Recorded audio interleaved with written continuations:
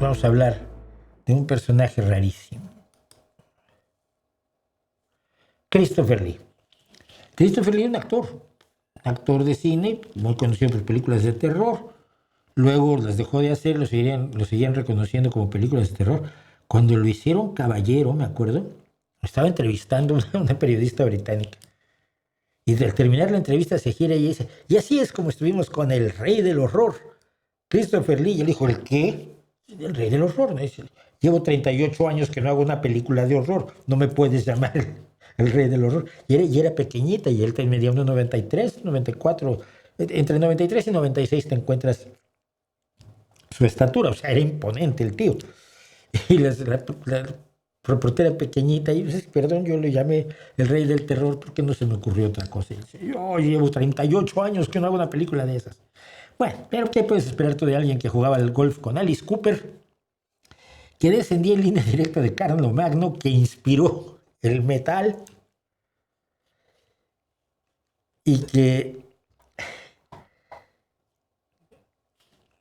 que hizo cosas en la Segunda Guerra Mundial de las que nunca quiso hablar? Estamos hablando de Christopher Frank Carandini Lee, nacido en 1922, muerto en 2015. Esto es más cerca de su nacimiento, por supuesto, que de su muerte.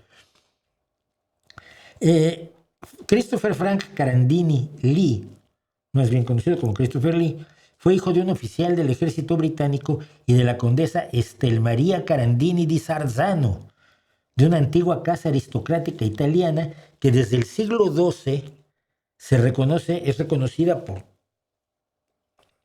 todo el mundo como descendiente directa de Carlomagno. Por lo tanto, este pequeño era descendiente directo del emperador del Sacro Imperio Romano Germánico. Divorciada, su madre se casó después con Harcourt George St. Croix Rose, un sujeto que, aparte de tener problemas de juego, de apuestas, tenía la característica de ser tío de Ian Fleming, un señor que luego escribiría un montón de libros sobre un tal James Bond, el agente 007 al servicio de su majestad. Y Ian Fleming, por lo tanto, era el primastro, si se puede decir hermanastro, porque no se puede decir primastro, de Christopher Lee, y tuvieron muy buena amistad durante toda su vida, Ian Fleming y Christopher Lee. Entre otras cosas, conoció de niño a dos personajes interesantes de la corte rusa. Estando viviendo, hijo de una condesa y descendiente de Carlomagno, pues conoció al príncipe Yusupov y al gran duque Dmitri Pavlovich, dos personajes que pasaron a la historia por haber sido los asesinos de Rasputín, el hombre que tenía esa influencia tremenda sobre la zarina y sobre la corte rusa en general, poco antes, por supuesto, de la revolución que acabó con la monarquía rusa. Curiosamente, este chico, en un momento dado, hizo el papel de Grigori Rasputín, muchos años después, en una película. De niño ya actuaba y se quejó, contaba que le pegaban mucho porque rompía las reglas en las escuelas y la pedagogía de la época era zumbarle a los niños como forma de educarlos. Parece que no fue muy eficaz. A mí me pegaban mucho, pero tampoco fue muy eficaz. No dejé de ser quien soy. Bueno, pero en 1938 su madre se separa y se ve obligado a tener que empezar a trabajar porque los puestos nobiliarios no llevan aparejado un salario. Y entonces el joven Christopher Lee empezó a trabajar y, entre otras cosas, fue a buscar trabajo a París, donde en 1939 está aquí. Como usted lo puede ver claramente, allí está Christopher Lee. No lo puede usted ver claramente, pero allí estaba porque Christopher Lee fue testigo de esto.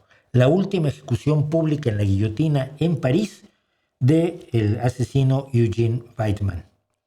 Fue la última ejecución pública en guillotina. Después los nazis seguirían ejecutando gente en la guillotina, entre otros a los héroes adorados de la Rosa Blanca y Sophie Scholl, una de las mujeres más admirables de la historia. Pero públicamente, como ejecución pública, esta fue la última en París en 1939. Allí estaba un jovencísimo, Christopher Lee. Él, cuando ese mismo año comenzó la Segunda Guerra Mundial, decidió ofrecerse voluntario al ejército finlandés contra la Unión Soviética. La Unión Soviética invadió Finlandia en la famosa Guerra del Invierno, que dio, por cierto, como uno de sus frutos, aparte que perdió parte de su territorio en Finlandia, estaba Yaya, el más grande francotirador de la historia, de la historia bélica, de la historia militar, un cazador pequeñito, finlandés, que él se iba por su cuenta y en 300 días de guerra mató 500 soldados soviéticos o algo así, hasta que le dieron a él. No murió, vivió hasta edad muy avanzada. Pero entonces, como la Unión Soviética invadía Finlandia, el joven Christopher Lee decidió hacerse voluntario para el ejército finlandés. Lo pusieron en cuestiones de guardia a él y a otros voluntarios británicos. Decidieron no mandarlos al frente y, como decía él, no hubiera sobrevivido. Pero en 1941 decide finalmente presentarse como voluntario en la Real Fuerza Aérea del Reino Unido. Cuando hizo su primer vuelo en solitario, descubrió que tenía problemas graves de la vista y le diagnosticaron un problema en el nervio óptico que le impidió volar. Y como no pudo ser piloto de la Fuerza Aérea y ser uno de aquellos de los pocos por los que Churchill dijo nunca tantos le debieron tanto a tan pocos, refiriéndose a la Fuerza Aérea durante la batalla de Inglaterra, pues pasó a ser oficial de inteligencia, y fue oficial de inteligencia de la Fuerza Aérea y fue de operaciones especiales, y estuvo en el norte de África, estuvo en Italia, aprendió español, francés, italiano y alemán, aparte de su inglés nativo. Los 5 idiomas los hablaba con absoluta fluidez, lo cual te habla de un tipo que era razonablemente inteligente. ¿Qué hizo? Nadie sabe. Estuvo en misiones clasificadas. Él decía que había jurado secreto antes, durante y después de las misiones a las que estuvo adscrito. Se habló de que estuvo en uno de los organismos dedicados a encontrar a los criminales de guerra nazis para llevarlos a juicio. Y por cierto, hay una anécdota. Más que contar la historia de Christopher Lee, se cuentan anécdotas porque su vida es una serie de anécdotas. Un periodista lo estuvo molestando. ¿Qué hiciste en la Segunda Guerra Mundial? ¿Qué hiciste en la Segunda Guerra Mundial?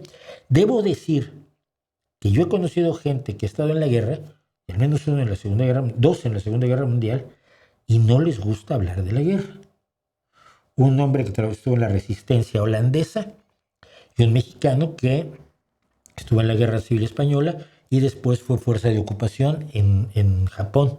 Al término de la Segunda Guerra Mundial se enroló en el ejército estadounidense, capitán Roberto Vega González. Y la gente no habla de la guerra.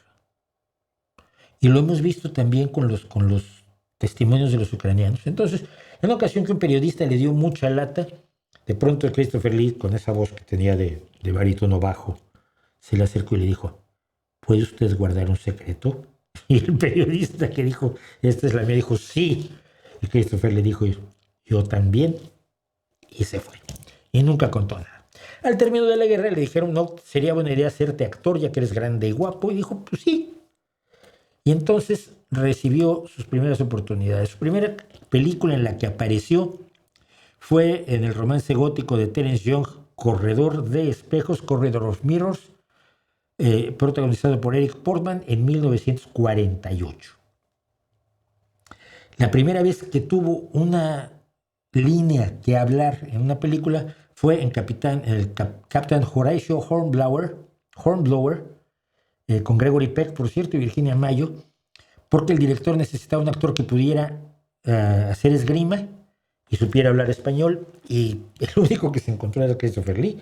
Así que bueno, y sus primeras líneas, por lo tanto, fueron en español. Y fue por primera vez personaje principal en la película de 1955, alias John Preston, film británico en el que hizo el papel de un negociante misterioso con un pasado de muerte y barbaridad. Y en 1957 filma una película que salió en 1958, por primera vez haciendo un papel que es el que lo hace más conocido en su primera época, que es, por supuesto, no es cierto, su primer papel es me hice un lío, estaba yo en Drácula, no. Primero hizo La maldición de Frankenstein de 1957. Para mí es probablemente de los más interesantes Frankensteins, porque lo decía él mismo, aparte que la caracterización es tremenda, él dijo que basó toda su actuación en la idea de que el monstruo de Frankenstein nunca había pedido que lo hiciera. Que es un argumento, muchas veces yo no pedí nacer, ¿no? Pero él dice que normó su interpretación en esa lucha interna de alguien que existe sin haber querido existir y probablemente sin querer existir. Esto fue, decíamos, 1957 y un año después, ahora sí, aparece como Drácula, el conde Drácula de Transilvania, que es el debut triunfante de Christopher Lee, y que crea la imagen del vampiro por excelencia, incluso por encima de la Lugosi, que en los años 30 había hecho. Hizo dos veces el papel de Drácula, una en serio y la otra en comedia, por cierto. Y lo que introdujo Lee, según los críticos de cine, fue introducir un elemento de sexualidad que no había estado presente en el Drácula de Bela Lugosi, pero que según Lee sí está presente en la novela. Las mujeres se le rinden al conde Drácula y entonces empieza una saga absolutamente delirante que lo lleva a hacer 10 películas de Drácula. Y él ya no quería seguir haciendo Dráculas. Dice que le llamaban, dicen, oye, hay otra película de Drácula y te quiero. No quiero hacer Drácula. Y entonces, según lo contaba él, lo chantajeaban. Dice, no, piensa en la gente, todas esas personas que conoces también, los técnicos y los cámaras y los maquillistas, vas a quitarles el trabajo a todas esas personas. Y decía, era chantaje emocional y es el único motivo por el cual las hice. Por cierto, hay un personaje en el cine español que es poco conocido en el resto del mundo, que es Jess Franco, que es probablemente el más prolífico director de películas malísimas, pero hizo 200. Y se las arregló. En una época de su vida hizo películas porno. Y Christopher Lee apareció sin querer. Voy a contar porque, digo, anécdotas son todas. Christopher Lee cuenta que él fue a filmar. Le dijeron que era una película sobre el Marqués de Sade. Fui a España para trabajar un día haciendo la parte del narrador. Me pusieron un smoking color rojo y había un montón de gente atrás de mí. Todos tenían la ropa puesta. No había nada especial. Yo hice mi papel, trabajé todo el día, me fui a mi casa, me regresé al Reino Unido y de pronto un amigo le dijo, ¿sabes que estás en una película en Compton Street donde se pasaban las películas porno? Y esos días, esos eran los días donde allí se veía las películas porno. Entonces dijo, qué chistoso, y fue disfrazado con gafas oscuras y una bufanda, encontró el cine y descubrió que allí estaba su nombre, Christopher Lee. Era una película porno. Y dice que se enfureció, nunca llegó a enemistarse con Franco, pero dice, estaba yo furioso. Había un lío enorme. Cuando me fui de España ese día, todos los que estaban detrás de mí se quitaron la ropa. Y entonces, sin querer, Christopher Lee participó en una película pornográfica y ni siquiera haciendo un papel sin ropa. Por cierto, entre la gente que lo admiraba y estaba medio mundo estaba Muhammad Ali. Muhammad Ali se las arregló para reunirse con el actor, hablaron, y después de una de las grandes peleas de Muhammad Ali, creo que fue en la pelea contra, no me acuerdo, en Manila, Filipinas, el Thrilla en Manila, le dijo al reportero, Solo quiero decir que gané esta pelea por Christopher Lee, quien está allá mirándome en algún lado. Y según cuentan, estaba viendo la televisión Christopher Lee, efectivamente en ese momento, desde la mansión Playboy de Hugh Hefner. Pero ese Christopher Lee no fue conocido por los jóvenes. Él volvió al cine reconocido como el Conde Dooku en 2 películas de Star Wars, con lo cual reapareció en el radar de los jóvenes. Pero él siempre había querido interpretar un papel en concreto. Él había querido el papel de Gandalf, el Gris. Él era un gran lector, decía que todos los años releía El Señor de los Anillos. Y además había conocido a Tolkien, no conocido de ser amigos ni nada. Dice que estaban en un pub y vio entrar a Tolkien, como salía en las fotos de los libros, con la pipa y toda la cosa. Y uno de los amigos dijo: oye, yo lo conozco, si quieres venga a decir hola. Y se acercó Tolkien, dijo hola, los saludó a todos, y dice Christopher Lee: yo no sabía si ponerme de rodillas, estaba yo ante un verdadero genio.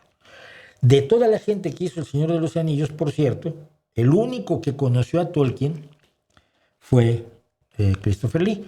Pero para cuando iba a ser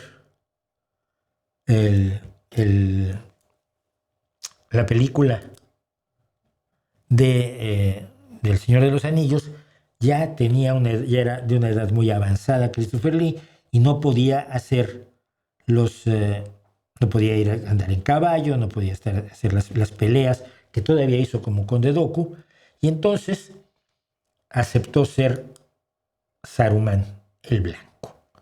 Y es un papel con el cual, por supuesto,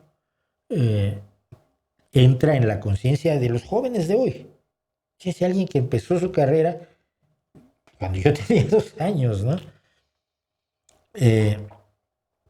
Entonces, el puente es este. De aquí hay una anécdota que no quiero contar porque existe en vídeo. Si usted está viendo esto y de pronto desaparece, no ve nada, está borrado, es porque me dijeron que por derechos de autor no debía yo haber hecho lo que hice, pero lo que hice fue poner esto, que fue lo que contó Christopher Lee sobre el momento en que Wormtongue apuñala a Saruman y lo mata. Y es probablemente la anécdota más conocida de Christopher Lee en la actualidad. I seem to recall that I did say to Peter, have you any idea of what kind of noise happens when somebody is stabbed in the back? And I said, well, because I do. Oh, yeah. You see, it's not, I like that. It's because the breath's driven out of your body. Lo que decía, dice Peter Jackson, contaba después, que él empezó a contar Christopher Lee algunas experiencias de la guerra, y él no preguntó demasiado, pero sabía cómo sonaba una persona a quien apuñalabas por la espalda.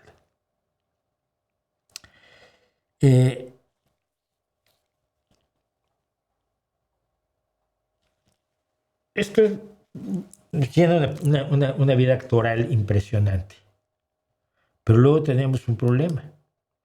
Bueno, por cierto, esto fue muy importante para él en los Estados Unidos.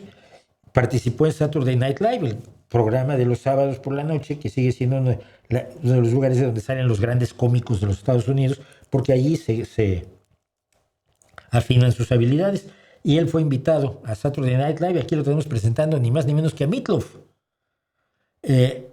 Y tenía una relación muy particular con el tipo de música que hacía Meatloaf, porque él era fan del metal. Y entonces alguna vez lo invitaron para que narrara unas cosas con una banda llamada Rhapsody, que ahora es Rhapsody of Fire, allá en el 2004, para el álbum Sinfonía de las Tierras Encantadas número 2, El Secreto Oscuro, metal sinfónico fantástico. y dice que todo el mundo cantaba menos él, y entonces él les dijo, oye, ¿puedo cantar? Y dice que todo el mundo dijo, otro actor que cree que puede cantar. Pero, pues sí, podía cantar. Y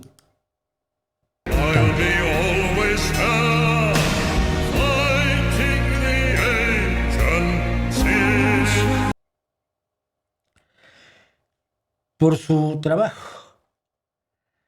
trabajo con el metal, llegó a ganar premios como este que le entregó Tony Iommi, sí, el guitarrista de Black Sabbath, el creador del metal, o de la banda que se supone que creó el metal, aunque yo puedo decir que el metal nace con Helter Skelter de los Beatles. Pero hay una conversación interesante entre Tony Iommi y Christopher Lee cuando le pregunta a Tony Iommi, bueno, cuando trabajaste con Rhapsody Fire, ¿fue la primera vez que oíste el metal? Dice, no, fue muchos años antes. Yo solía jugar golf con Alice Cooper. Había oído su música y me resultaba muy interesante. También estuve a punto de hacer un proyecto con David Bowie, que era un chico delicioso. Estoy seguro que lo sigue siendo, pero no pudimos ver forma de combinar su estilo y el mío. Grabó 7 álbumes en solitario. Fue artista invitado en 7 más. Uno de ellos es una obra sinfónica sobre Carlomagno, porque como descendiente de Carlomagno, le pareció interesante hacer una obra de metal sinfónico. Carlomagno por la espada y la cruz, que le ganó el premio Spirit of Metal en la ceremonia 2010 de Metal Hammer Golden Gods, y allí fue donde Tony Iommi le dio este maravilloso premio. Aquí los tenemos a los dos, a Tony Iommi y a Christopher Lee. Por cerrar, que me había puesto esto un segundo, interpretó a todo Dios. Su personaje, la momia, es maravilloso porque dice que solo se veían los ojos, así que había que actuar con los ojos. Aquí está como Barbagal, me parece que se llama, no, Barbicastre, ¿no? El hombre de la pistola de oro, uno de los villanos de James Bond. Decía Ian, el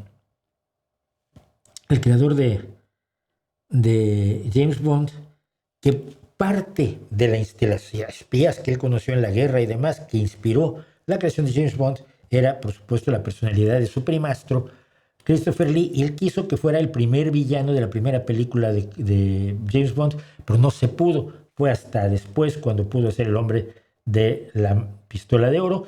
Arriba a la izquierda lo tenemos como Fu Manchu, en la época en que no se veía mal que un blanco se fingiera oriental, porque había pocos actores orientales también para ocupar los espacios.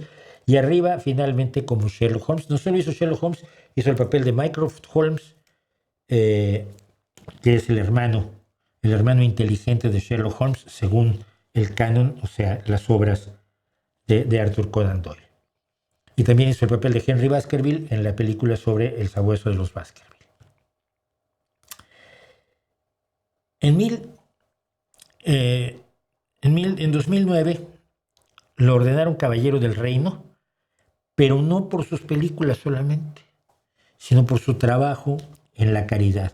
Fue un hombre que apoyó enormemente a UNICEF, usaba su nombre para defender la campaña de la supervivencia de los niños, participaba en galas de caridad como Cine por la Paz y ponía dinero para actividades dedicadas a niños afectados por la pobreza y el hambre. Además era un activista por los derechos de los animales. Prestó su atención a PETA, parece que en la época en que todavía no era absolutamente despreciable PETA, y trabajó para promover las artes y la educación entre los jóvenes, promover la paz y la tolerancia a través de fundaciones que utilizaban a la industria fílmica. Y entonces por todo eso se le concedió pues se le ordenó caballero algunos años antes, precisamente en ceremonia donde la periodista que yo decía lo llamaba el rey del terror. Y con su obra de metal, Jingle Hell, hizo un álbum de villancicos reinterpretados en metal. Su canción Jingle Hell llegó a las listas de éxito de metal de Billboard cuando él tenía 91 años, con lo cual es la persona de más edad que ha llegado jamás a las listas de éxito de los Billboard. Y poco antes de morir, fue el narrador del álbum Hollywood Vampires, un álbum del supergrupo Hollywood Vampires, los vampiros de Hollywood, que estuvo formado por Alice Cooper, Joe Perry, que por cierto interviene después como guitarrista de Aerosmith, y Johnny Depp. Y los tres, era muy amigo de los tres, sobre todo de Alice Cooper y Johnny Depp, y entonces pocas semanas, pocos meses quizás antes de morir, hizo la narración de Hollywood Vampires. Un personaje absolutamente fuera de serie que no hizo más que vivir la época que le tocó vivir y la ascendencia que le tocó vivir y el mundo que le tocó vivir. Y sin embargo, resulta uno de los sujetos más apasionantes del siglo XX. Ahí se los dejo, el enorme señor Christopher Lee.